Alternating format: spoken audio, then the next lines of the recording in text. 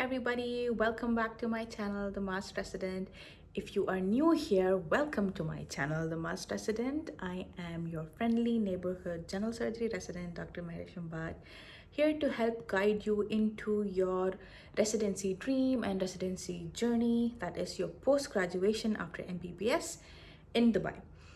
If you are absolutely new here, then I would really recommend that you start from part 1 of this series. This series is titled How to Get into MBRU Residency. This is actually going to be part 5, so you've missed a whole lot if you've just stumbled upon here by accident. I would heavily recommend you go back and start from part 1 and then get through all the way and reach here, so you'll have a better idea of what I'm talking about. In case you are a veteran and you've been here for a long time and you're following, this is your much awaited video on the MMI. So a few things that I always talk about before I jump into the video. The first thing is, if you want to get to know more about who I am, what my sources are, what my journey is, personal stuff, that's also there on the current YouTube channel. It's titled as Get to Know Your Source. Short like my roller coaster journey through residency and beyond. So you can please find that and then look into it if you really want to know who I am and like who is this girl who's talking about all of this stuff. The second thing that I usually mention before I jump into the video is that I usually do post breakups of the video in the description box below, so please try to go through that if you're looking for specific information the second or third time you're seeing this video. If you're watching it for the first time, I always recommend that you go through the whole thing from start to finish, because I always record these videos quite raw without much edits, and I prefer to do it like that because it's like less time consuming that way. So the flow of it is kind of lost if you try to go through the breakups. For the breakups are for those of you who have a certain point that you kind of want to refer back to on a later day. It makes it easier to actually find the places in the video. So that being said, let's jump into today's video, which is going to be the phase 2, that is the MMI. Now, what exactly is MMI? MMI is actually just the short form of multiple mini interviews, and it's exactly what it stands for. Okay, so what is actually a multiple mini interview, and how is it different from a regular interview, and why is it important? All of these things I'm going to talk about in one stretch, and then we'll get into the process of dealing with the MMIs. Now, if you go to the MBRU page, it's very well detailed there what the MMI is, why it's done, everything is there. So you can obviously read through that. This is just me explaining literally the same thing in this video. So if you are interested, continue to, if you don't know what MMI is and you want to actually listen to what it is, please continue on with this video. Otherwise, if you're just here for tips on how to do it and the personal experience I have with it, then please make sure that that you can just skip through this part. So basically, I'm pretty sure that if you are here, you might be at least familiar with how the OSCEs are run. Now, OSCEs all over the world, whichever format they are kind of run in the way where there are multiple stations, right? And you will be there'll be a bunch of you assist together. So for example, let's say there are 10 stations and there are 12 candidates, and there will be 10 stations plus 2 rest stations. This might sound very similar to OSCE. And you'll all be in front of each station, and some of you will have a rest station, and then you'll have a bell.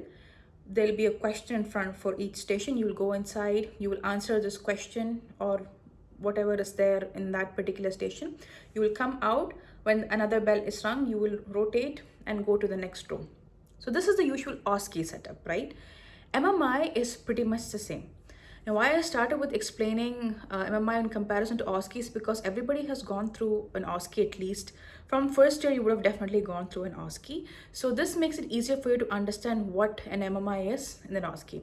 Now, in an OSCE, what happens is in a station, you have either a spotter or a question or an examiner asking you certain questions.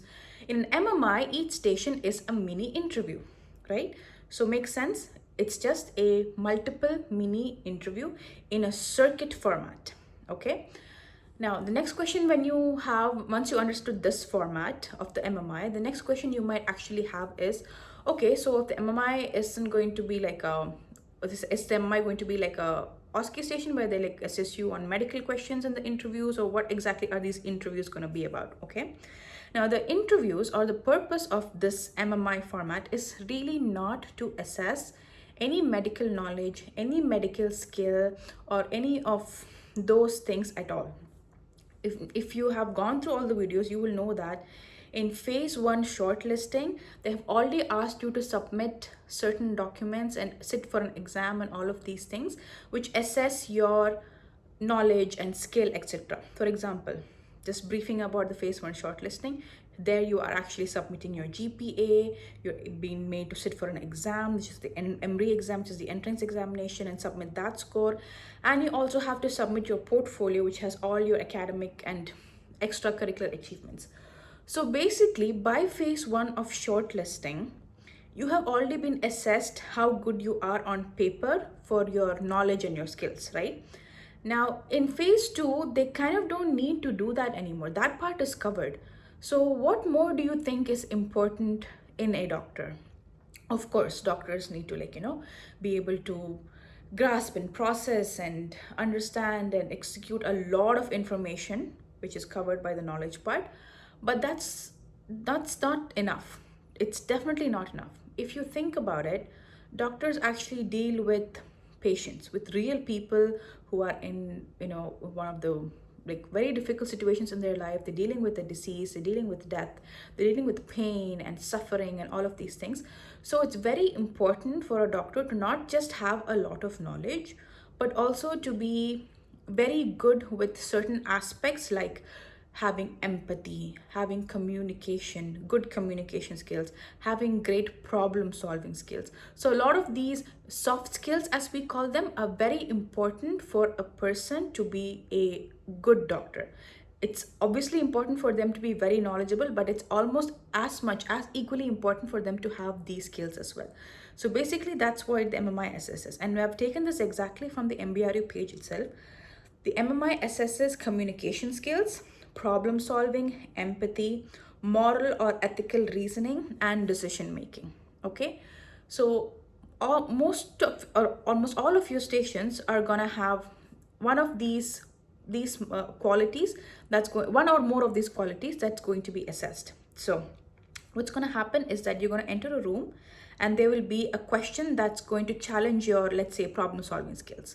And then you come out and you go to the next station, and that station is going to be a station that's going to challenge your ethical processing, right? So that's the way these questions are stated. Now, when I say this, it might seem like very confusing to you as to how on earth are they going to assess my ethical skills. Okay, fine, communication skill, maybe they might ask to talk, and they'll know how my language and all is, but how are they going to how are they going to judge my ethical skills? And even then, are they going to judge it in a medical related way? So all of these questions are going to be the things that are currently going to pop up on your mind. Now, what you have to understand is that these questions are usually not at all medical related.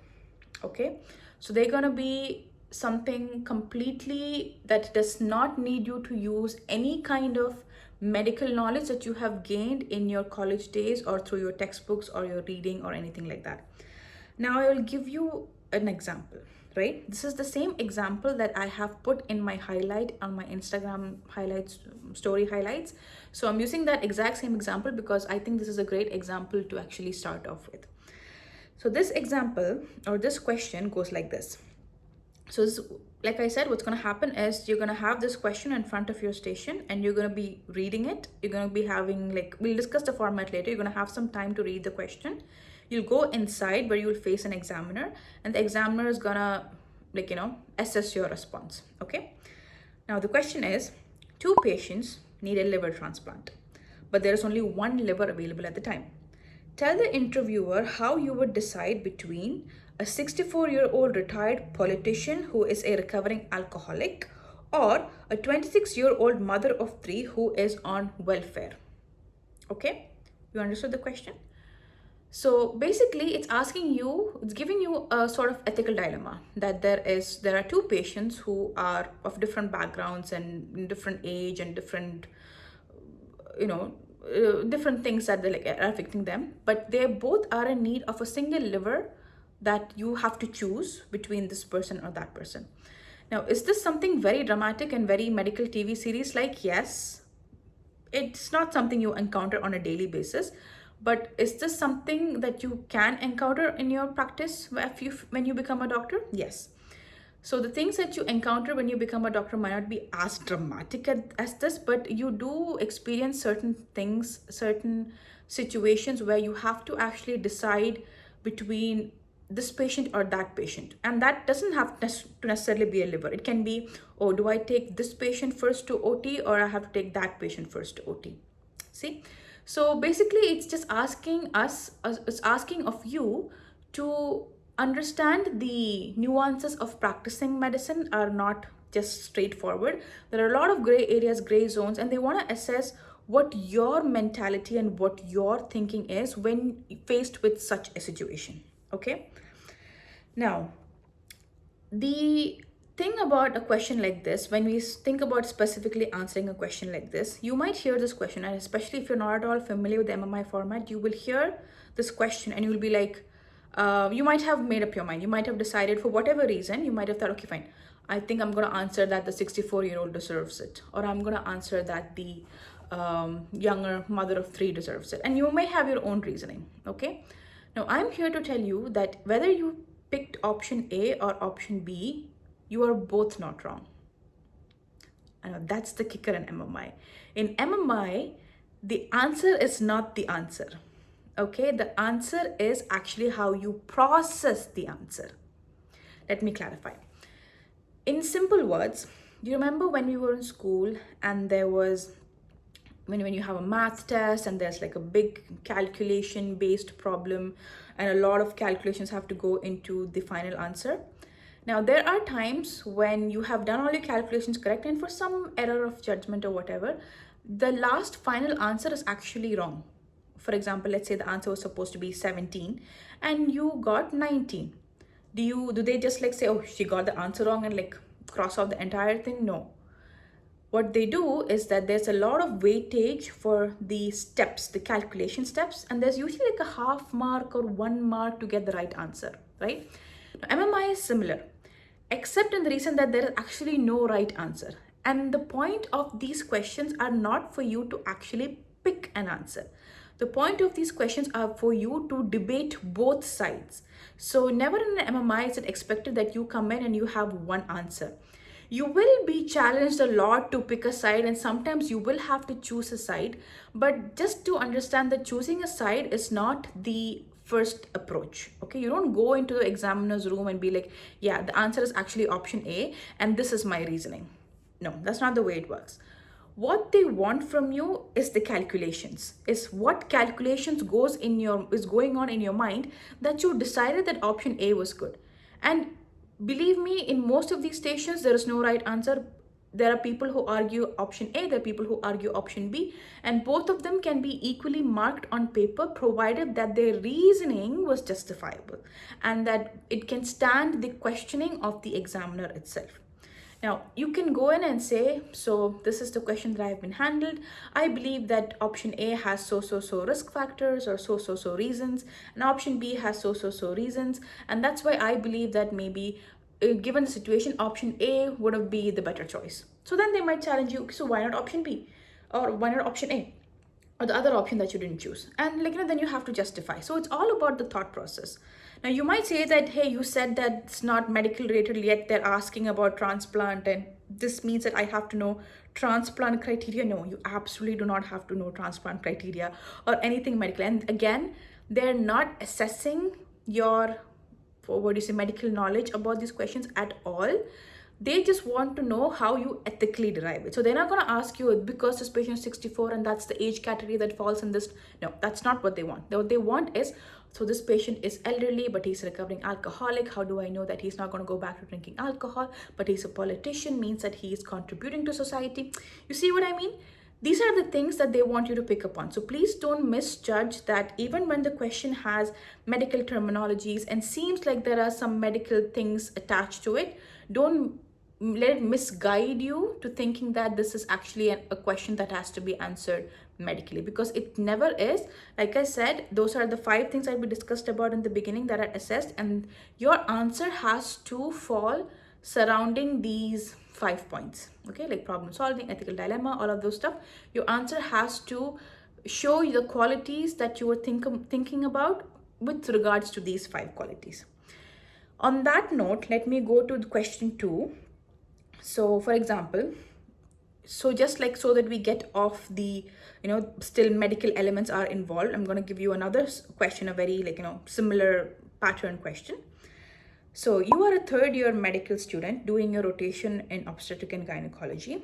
You notice that your fellow classmate Michael often shows up late or slightly hungover. One day you find him in the break room alone. You decide that you want to talk to Michael about this. Please enter the break room. So do you see the difference between these 2 kinds of question? In that first question, you had a question and then you were supposed to go inside, meet an interviewer and give them your thoughts on not medical knowledge or any medical criteria, just about your reasoning. In this particular scenario, you are expected to enter the room having this scenario or situation in mind, and inside there will be an actor, or what we call an SP, a simulated patient, who will act as the person Michael in your question, and you are expected to go and act as if you are approaching the person in the scenario.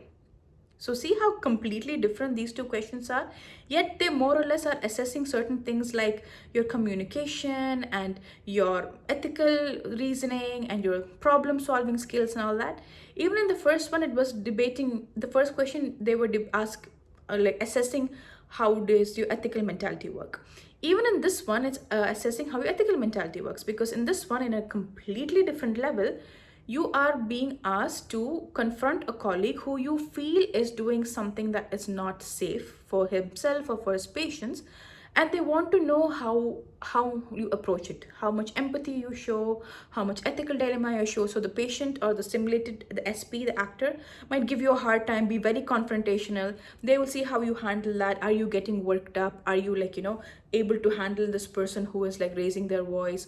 Or when this patient might start crying and showing you all his, say I have so much of problems and suffering, and then will you be like, okay fine, you know what, this guy is I'm not going to handle it. So basically, I think you get the gist of it, right? They're just trying to assess who you are as a person in terms of your EQ, which is your emotional quotient. Because your IQ is really important, but your EQ is very, very, very, very important when it comes to being a doctor. So it's very important that you have all of these skills, and they pick candidates who have all of these skills. Now, very recently, I was asked to be an assessor in one of the medical students' MMI. And so this, without revealing too many details, all I can say is that there were a lot of candidates who applied to get into the university. So out of all the candidates that applied, only 1/10 of the candidates, or not a month, I think maybe 3/10 of the candidates were actually screened with their marks, and they had an entrance exam and everything. And so about 3/10 of this, or 30% of the candidates who initially applied were shortlisted. Now, when I say shortlisted, just believe me, these are all candidates who are excellent on paper. Okay, they have high GPAs from school, high entrance scores, they've done a lot of extra volunteer work, they have substance on paper. And what I found so surprising was that there was a spectrum of people who had these skills. Meaning, what I expected was, so everybody's going to have an average level of ethical thinking and problem solving skills and everything, and there are going to be certain outshooters who are going to be really, really good, and we're trying to find those people. What was my mentality going into this. What I found was that there were people who were not really great with their EQ. Their processing skills and their understanding of these ethical dilemmas and how to handle them was really kind of subpar. And again, there were people who were average, who could be like, who with training and with time and with maturity will definitely improve. You could see that in them. And then there were people who right off the bat were excellent. So this spectrum kind of shocked me because I realized how so important the MMI is. Because again, like I said, I thought the MMI was just a tool to pick out excellent candidates, but really no. Just because you have a great IQ and you're a great candidate on paper really does not translate to having a great EQ and being a great like person who can carry forward this profession. So it's very, very important that MMI is also like an integral part of the decision making process as to which candidate actually has to get accepted into the residency or not. So just to summarize that little part, your ethical skills and your problem solving skills and all of these are like super important, and that is what they are going to assess. Now I'm just gonna refer back to my notes for a little bit so that I don't miss anything, because it's just like a little bit of a vague topic here. So you might be thinking that, so if they're gonna assess things like this, if they're gonna assess ethical thinking and dilemma, and ethical thinking and problem solving and all that stuff, there is no way that I can actually practice for it, right? Like it's just the way I am, or maybe I'm good with these things, maybe I'm not, and like I'm just gonna go, or I just have to go for the MMI if I get the invite and then just do it and then come back. So believe me, this is a completely false notion that you cannot prepare for MMI. In fact, it is the exact opposite. I agree with what you said that certain things are innate to certain people. Like some people are kind of just born with like that sort of processing mind. But even the people who are born with a processing mind can really suffer in this interview scenario, because interviews like this are all about preparation. So before we get into that, we're just going to summarize a little bit on how the exact format is so that you'll get an idea of what I'm talking about. Now, the exact format of the MMI is that the whole thing is gonna last 90 minutes, okay? So what's gonna happen is that each station is gonna be a 5-minute station, and you're gonna have, I believe, 1 minute before to enter the station. So like I said, like an OSCE format, there are multiple rooms with interviewers and different scenarios inside. You're all assigned to one room in the beginning. There will be a bell that rings that tells you can read the question that's there in front of the room. You read the question, you have one time to process, formulate your thoughts. They'll give you a scratch pad to write these things in, and then you'll go inside and you'll have 5 minutes with the interviewer, okay? Now, in these 5 minutes, again, are you expected to talk for 5 minutes? Actually, absolutely not, okay? The 5 minutes are there for you to talk and also for them to ask you follow-up questions. Now, you might think like, oh my God, 5 minutes is so short, I'm not even gonna finish answering. Actually, that's really not true.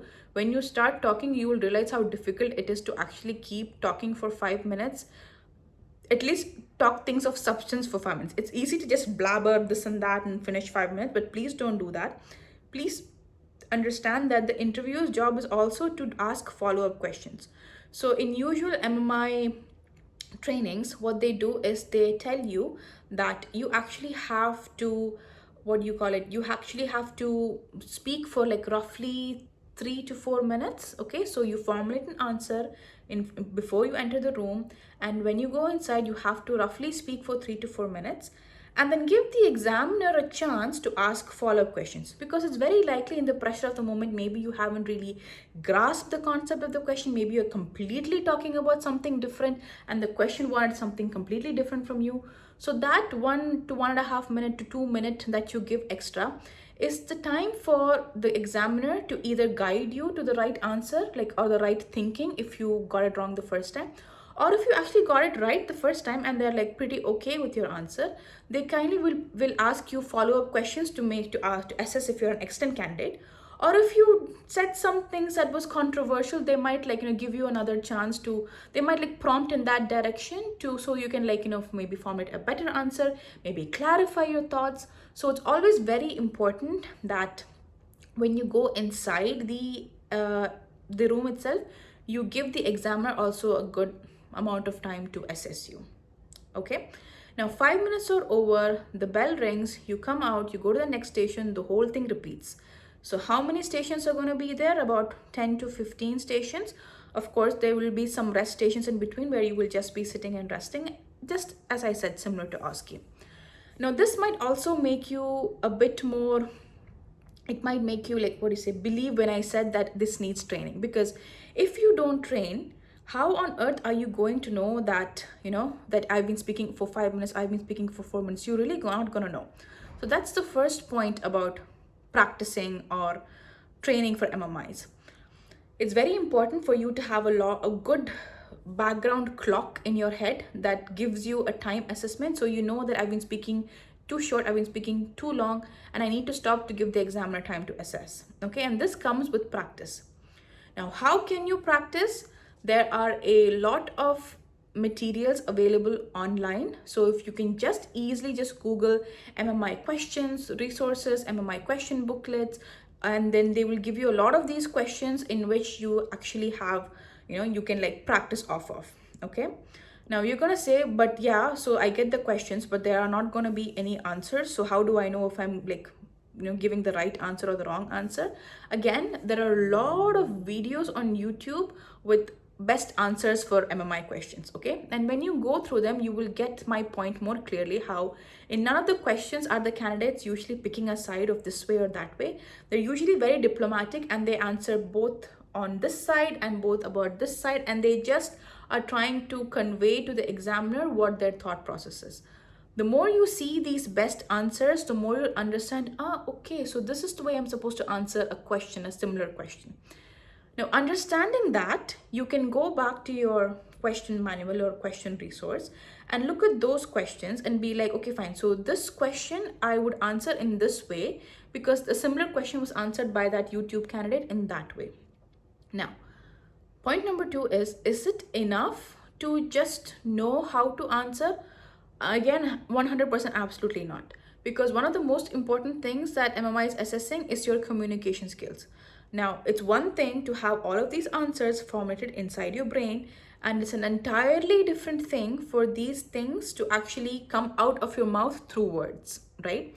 And that's why it's very important for you to train by actually speaking out these answers out loud. And the best way to do that is if you have a practice buddy. If you have a friend or a colleague who are themselves going into MMI or practicing for MMI, then please buddy with them and then bounce questions and answers off each other. I'll tell you what I did when I was practicing for my MMI. So I had a friend who was also going for MMI, and she was actually like, I was in India, she was in Dubai. There was no way we could meet and do these things. So what we did was we used to do this thing where we will send each other questions. So I will send her a question, she would send me one question, and our job is to send each other voice notes with the answer. Okay, so if I picked a question, then I will also have to answer that question. So the logic of that was, you get twice as much as practice, right? So I'm answering my own question, I'm answering her question. At the same time, we are getting to compare notes between thought processes. So there might be certain things that she understood and she said out loud from the question that I'm like, hey, that's a great point, I wish I thought about that. And I could use that into my answer. Say a similar question was going to be asked, in my main interview, and vice versa. The other advantage of this was obviously that, because we were actually talking out loud and voice recording, the mind thought process to speech was so, that sort of muscle pathway, nerve pathway was so well built and repeatedly practiced that in the interview you will not struggle to put your thoughts into words. The other good thing about having it recorded was that you actually get to hear it back yourself. And when you hear it back yourself, you get an idea, what, I don't sound confident in this answer, or I don't know, I don't like the way I'm saying this. I'm using a lot of fillers like these sounds, which doesn't sound great to me. So, these sort of self-feedback also you can easily get from voice recording and sending each other notes. Of course, if you have somebody and you can buddy off of them and like have face to face as well, but I really would recommend that, because how much time can you actually do face to face in a day anyway? You're not gonna like be together all the time. But this way, whenever you have time, because I was also working, she was also busy with something else, so this way it was like, we were kind of like doing it all day. Like I'll send her one question, she'll send me one question, I'll send her another back, we'll compare notes. So all the day we were engaged in like just training for MMI. And I really very confidently believe that that practice is one of the reasons why I didn't find the MMI very challenging on the day. The other thing that I did when I enrolled for the MMI, or when I got accepted for the MMI, is that I actually did do a course. So there are a lot of companies that offer MMI courses. The one I did was from BMO Academy. I'll put the link to their page down below. They were really good. They have a lot of plans. They are US based, so their prices and fee are in US dollars, and yes, so it is an expensive one.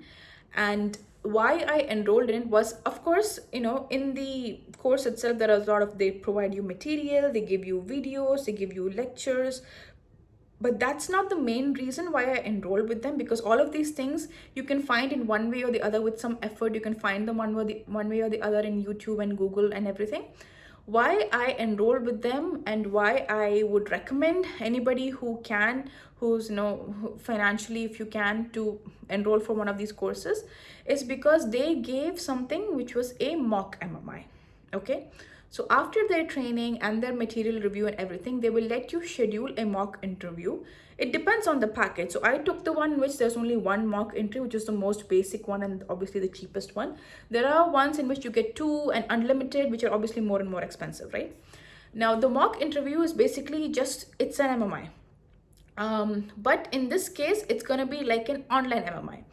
In which scenario it's going to be like, so you'll have an examiner who's going to be on the on a screen on the other side, and they're going to give you a question, they're going to give you a minute, and they're going to be like, okay, fine, now answer, and you answer them, and then they're going to give you a minute to pause, then you like as if you're moving on to the next station. So it's like a virtual MMI, and it's a mock.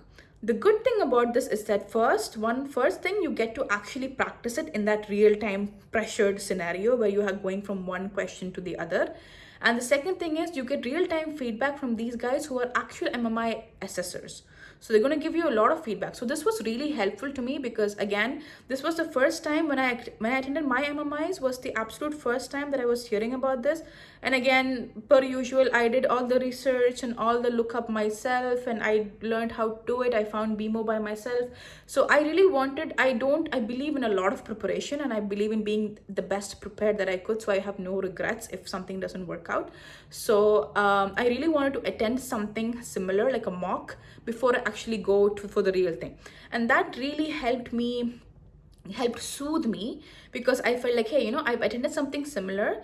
Of course, it's not the actual thing, but still, like, I've attended something similar with a stranger who is an assessor, and they've given me this feedback, and I feel a bit more confident going into the real thing.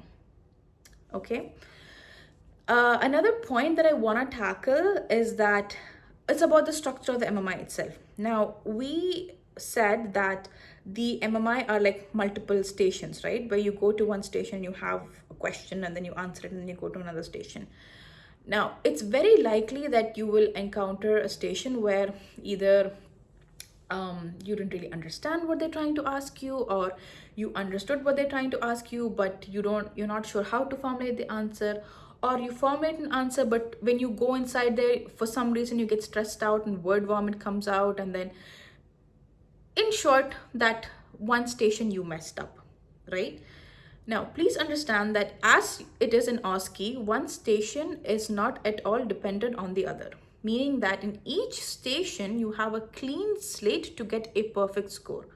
So please don't, if one station were to go wrong or not go according to plan, don't let that bother you. Take a deep breath, let it go, and then move on to the next one as well. Now, this is also a skill that you actually have to kind of practice.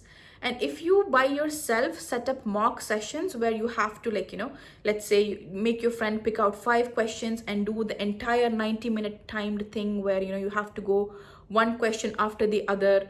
If you do these things, then, your mind will also realize that, hey, you know what? This is not a big deal. I'm going to get a next one. So it's all about training your brain to the process itself or to the format itself, right?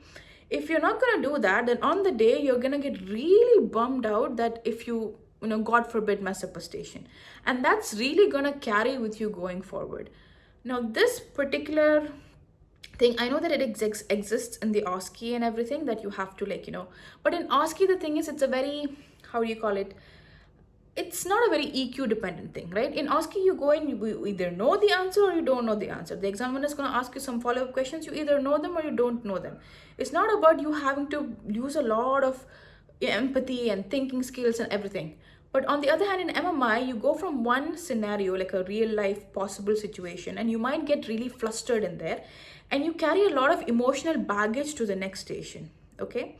Now, the MMI is also assessing that point. The MMI is assessing that, can you drop that emotional baggage in that last door and come to the next door? And this is, once again, a very important skill set that the MMI is assessing, because in real life, when you are actually a resident or a practicing clinician, this is a very, very day-to-day thing that you have to do. Most of the time, you will go to one room and you will encounter something difficult. You might have a patient who you have to break bad news to, or you might have a patient who's just in general suffering, or they're unhappy with something and they take out all their frustration on you, or something. You go into one room with a certain amount of bad experience, and then you spend 5 minutes there or 10 minutes there with this patient who has drained you, and then you come out and then you have to see your next patient in the next room as if you have a clean slate. You're not supposed to carry the emotional baggage from that last patient to your next patient. Now, this is not just in like around in a hospital situation. Even when you're sitting in clinic, you might have one patient walk in with a lot of problems or a lot of things that, like, for some reason has emotionally triggered you or made you upset, or you don't like the patient or the way they behaved with you, just had an overall bad experience. But the moment that patient walks out, you have a couple of minutes to take a breath and let it go and be your best version for the next patient who walks in, okay? And that is a very important, again, skill that doctors should have.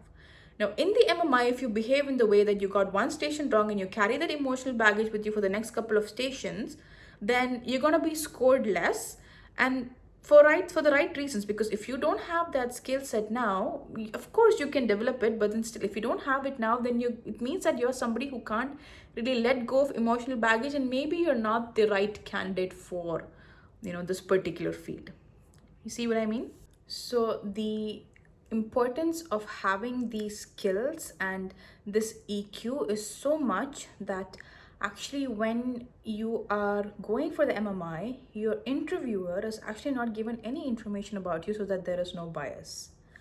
What I mean by that is that, for example, let's say if I am the candidate and I am entering the room to face my interviewer, they will not know who I am on paper. So they will not be given any impersonal details about me. They will be given just a photo and my first name so that they can just cross-check that I'm the right candidate. So when you go in, they'll just confirm with your face and your name, like, oh, are you Meharish? And I said, yes, I am. And that's all they will know about you personally, for a background check. They're not going to know how good your GPA was, how your MBRU score was, what you have done. You have an opportunity, of course, to bring up these points during the interview. Like you can say, or during my, if you're answering a question, you can be like, oh, during my volunteer work and so I did realize. So you can bring up these things and use that to formulate your answer. But what I'm trying to say is each room that you go into is actually a clean slate in many ways, because it gives the examiner to assess only your EQ and without any bias. Oh, you know what, this candidate actually has a great score, so I'm a little bit inclined to give them a better score. So they're not going to have any of that mentality. On the other hand, you might ask that, why is that great? Because, I have a great CV, I have a great score, and I want that to be counted.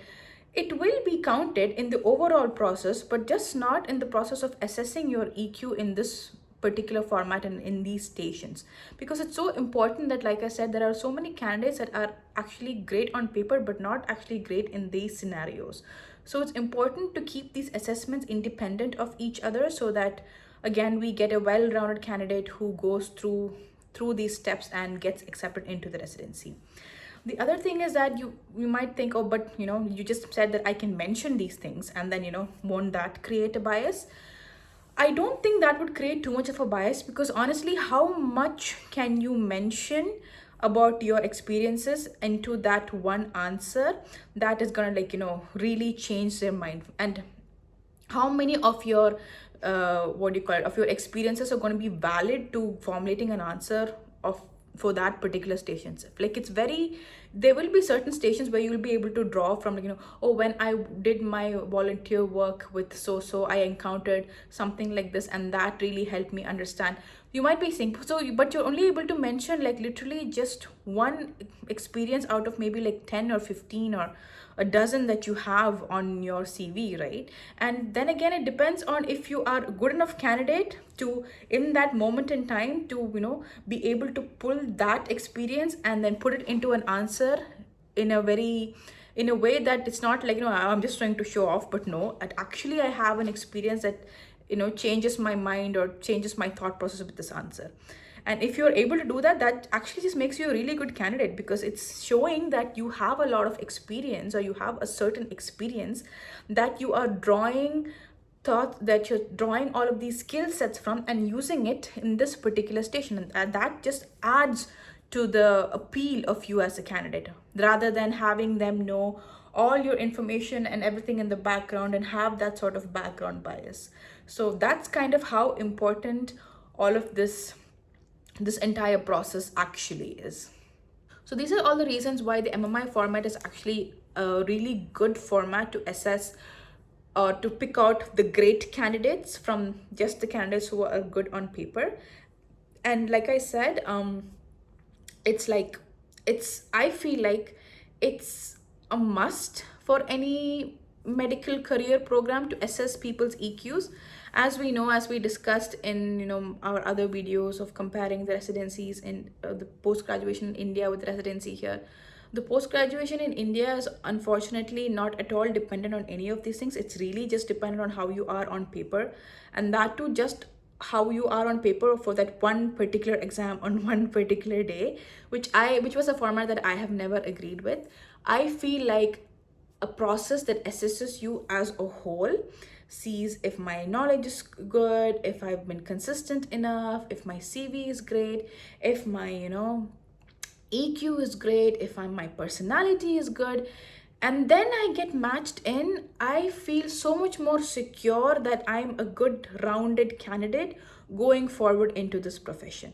And if at all I don't match, and for some reason they say this is wrong, then at least I know that there are some gaps that I need to fill to be the best version of myself to be accepted into this program. So in complete summary, the MMI is the phase 2 of the entire process of getting into MBRU residency. Again, it's multiple mini interviews, which are stations where you will have an interviewer in each station, and a scenario which will deal with the 5 skills that we spoke about earlier, like ethical thinking, problem solving, etc, etc. And each of these stations you will be scored independent of each other, and then you will be expected to formulate a certain answer where it's not the final answer, but the way you process it, or your calculations, mental calculations, that count. The second thing is, the biggest rumor that people say that you cannot train for MMI is completely false. There are so many resources and courses and mock MMI tests and all of these things that you can do to actually make yourself well prepared for the day. And I would heavily recommend that you do it. In fact, I would recommend that if you got this far, please don't go for the MMI without preparation. It's a waste of all the effort you have put so far. So definitely train for the MMI. And for those of you who are thinking that the MMI is like such a dreadful thing, please understand that it is a very important thing to for them to assess how good of a candidate you are, of how good of a well-rounded candidate you are.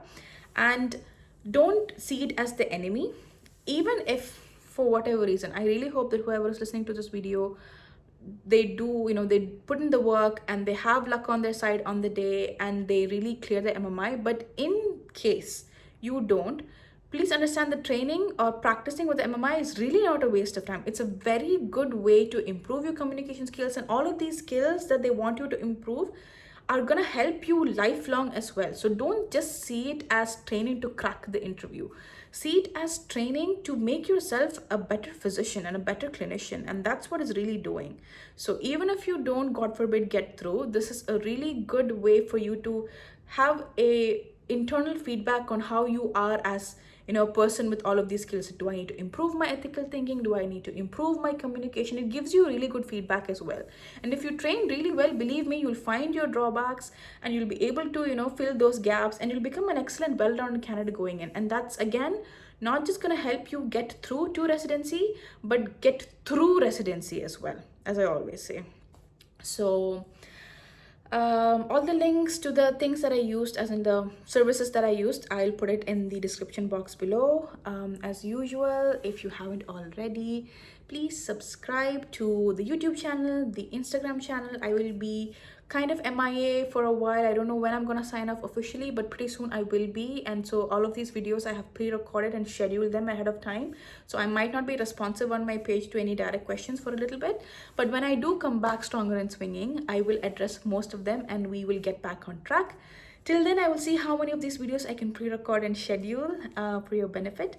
So again, I'm doing all of this to help you guys, and it's coming out of my personal time and energy because I really want to help you guys. I did all of this on my own and I know how difficult that is. And the only thing that I'm asking for you to do is to support the page and to keep sharing it so it can actually reach out to more people who needs this information. And and then we can just all help each other out. So be kind, share it to a friend who needs it. If you happen to come across this video series, tell them about the page, and let's try to make it grow so it has more reach, and our fellow colleagues who actually want to get in here have all the information they need to do so. All right, guys, so I'll see you in the next part, which will be about the panel interview, the specialty interview, and that will be kind of a wrap on our entire process of getting into MBRU residency. So that's it. Take care. Till next time. Bye.